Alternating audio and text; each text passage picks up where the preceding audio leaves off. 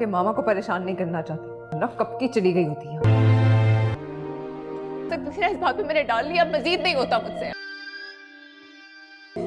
किसी के परफ्यूम किसी के पसंद का लगाता है, कलर किसी के पसंद का पहनता है। दूर रहकर अपने पैरों पे खड़ी हो जाएगी। कहने और करने में बड़ा फर्क होता है। दोस्तों, ड्रामा सीरियल बेसिमल के आने वाले एपिसोड में आप लोग देखने वाले हैं। ये ड्रामा बहुत ही इंटरेस्टिंग बन चुका है। अब तो रेहाम तो अपने बेटे के गम में बस रो रही होगी और तोकीर उसके पास आता है और कहता है कि मैंने मासूमा को अपने घर से और जायदाद से उसे मैंने बेदखल कर दिया है। अब मेरा उसके साथ कोई वास्ता नहीं है। उसकी असलियत भी मुझे मालूम हो चुकी है कि वो एक धोखेबाज औरत थी जिसने मेरे घर को पूरी तरह से तबाह कर दिया। लेकिन रेहाम उसे कहती है कि तोकीर, अब क्या फायदा, अब अगर तुमने उसे तलाक दे भी दी है और उसे बेदखल कर दिया तो उससे क्या होगा। मेरा बेटा मूसा वापस तो नहीं आएगा।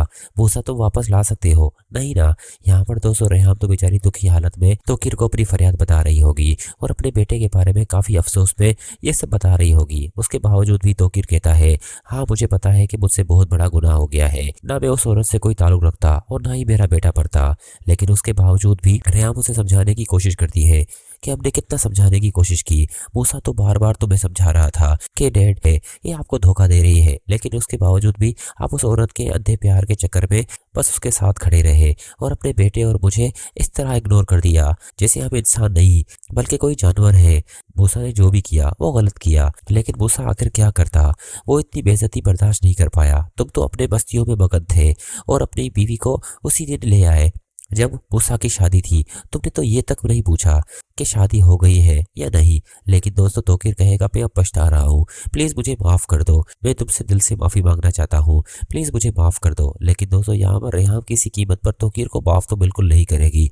वो कहेगी कि अगर मूसा तुम्हें माफ कर दे तो मैं तुम्हें माफी दे दूंगी। यहाँ पर दोस्तों मूसा जिंदा नहीं होता।